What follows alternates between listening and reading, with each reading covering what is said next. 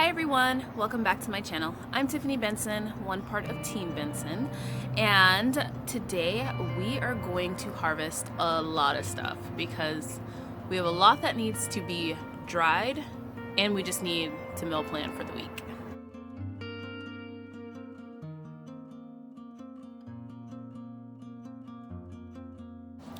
So first I just want to say thank you guys all for supporting my channel and subscribing and commenting and liking and sharing. It has been overwhelming amount of support from you guys, and I just want to say thank you for that. And to everybody that is new, I am Tiffany. I garden here in the Arizona desert and I'm zone 9B. So I try and grow as much as I can here in my small space garden. I live in a townhome, so I only have the backyard of my townhome to make it work, and that's what we do here. So I'm able to grow pretty much year round if I plan correctly.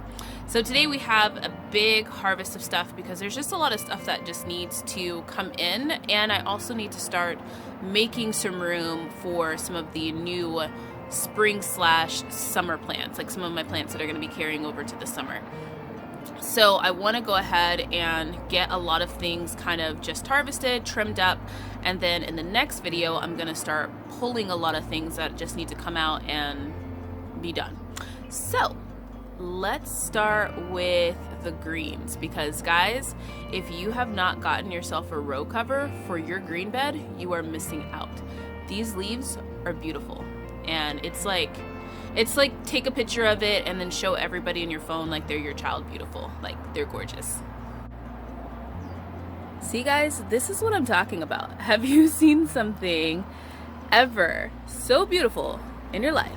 Just a bunch of just really nice, pristine greens. Like, just no bug damage, no nothing. And all of it is because of this row cover that I put on it. If you guys are looking for the row cover, I will put a link down to Amazon where I got mine from, but this is going to be a game changer for me for the rest of my gardening experiences.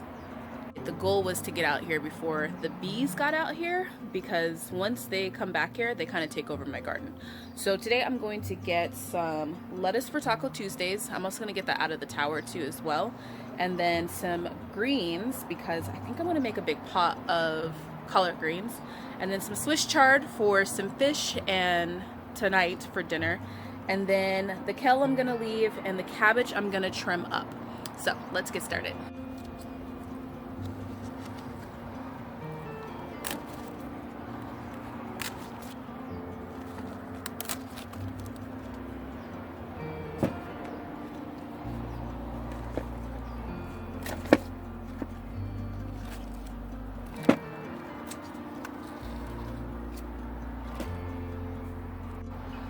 Alright guys, so I quickly realized that I am not going to be able to use that small bucket, because this are all of my, as they fall out, this is all of my Georgia collards, and this is just from 6 plants, and I didn't even harvest the entire plant.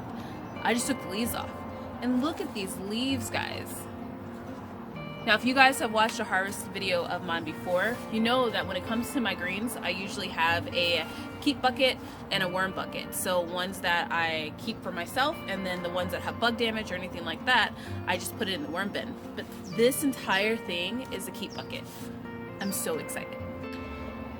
Alright guys, so if you've never heard of the cut and come again method, this is what it is. Basically, I have cut all the way down, and as you can see, these are from previous cuttings, but all of these new little stems like this, I have cut the leaves off of it. Now, I don't have to worry about getting the stems closer or anything like that to the plant, because they will just dry up and fall off eventually. And then I just let that go back into the ground, because that gives food to the worms that are in here, because I have composting worms in this bed. But basically, you just cut it, and then I like to fertilize it. I'm going to be fertilizing tomorrow, which is why I'm harvesting stuff today. So you cut what you need, and then you just keep the crown so that it doesn't destroy the plant, and the plant will just continue to grow new leaves. Now I'm gonna come in here and I'm gonna grab some lettuce and I'm gonna grab some spinach because I need those two in the house. And then also I'm going to grab the Swiss chard. Now, as you guys can see, this mustard green has gone to seed. I'm leaving it until tomorrow because tomorrow I'm gonna come in and grab everything that I need to make space. And today, since I'm gonna leave this open for most of the day, I'll just let the bees have at that one because they have been really enjoying it. But also I wanna show you guys in here are the new spinach. So I did a round of spinach here, and then these are the new ones. And then I also have spinach here that I'm gonna be taking in my tower. So spinach bolts really quickly on me. So one of the things I wanted to do is try and tuck it in between things, and maybe that would help. Turns out it did. Also, I think the row cover is helping a lot with keeping this from bolting because in the past, all of my spinach is bolted by now.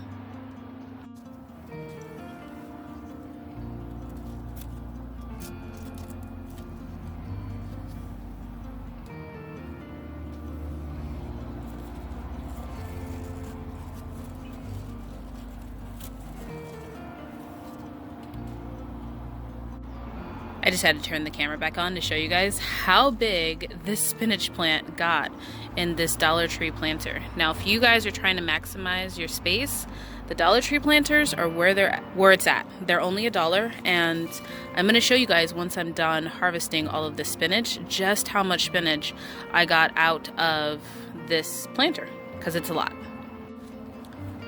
Don't mind the umbrella behind me. We had a windstorm, but look at all the spinach, guys. This is a lot of spinach, and this is just out of my Dollar Tree towers. So I think today I'm probably only gonna harvest some greens and tomatoes, because that is the beauty of a small space garden, is that you can let things grow and harvest them as you need them. And for me, I don't have a giant kitchen. I mean, my kitchen's not small, but I don't have a giant kitchen to process everything at once, and I am really surprised at the amount of things that I've gotten so far. Just with the greens and the spinach, I already need another bucket.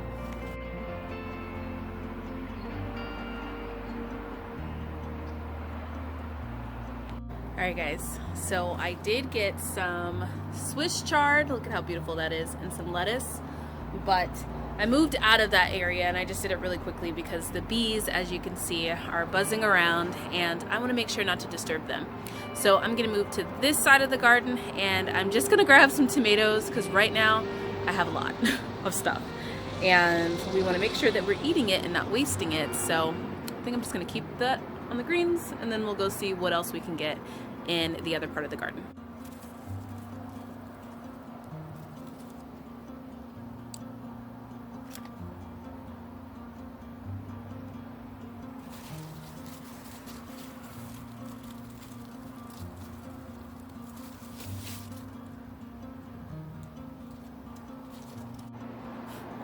I am growing the world's tiniest tomatoes. I don't even know. Well, I mean, I'm gonna saute the tomatoes and the Swiss chard and some garlic all together with some butter with some onions to put on top of the rice to then put the fish on top of that. But these are so tiny. I only have one of them, so I'm gonna try it. That thing packs a lot of punch. It's like the most tomato flavor you've ever had in the tiniest tomato. Like it like gets you right there. That is the super sweet 100s. And they are definitely that. I'm excited for that plant. So guys, I thought this tomato plant that is here on my arch was a super sweet 100 like the other one, but I don't think it is because these tomatoes are coming in a lot darker. And they're kind of looking like the big one over there, but it only stayed this size. I think it stayed this size, one, because I moved it, and two, because it's in a pot. Alright guys, so I say things like, I'm going to grab all the tomatoes and I'm going to cook them in a dish. Lies! I'm going to sit here and I'm going to eat half of them, and then Mr. Benson's going to be like, why aren't there a lot of tomatoes in this? And I'm gonna be like, I don't know. I didn't get that many this time. So good. So juicy.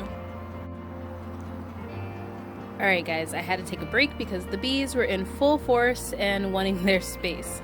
But I am gonna come in here and grab this jalapeno finally. Ah, where did it go? There it is.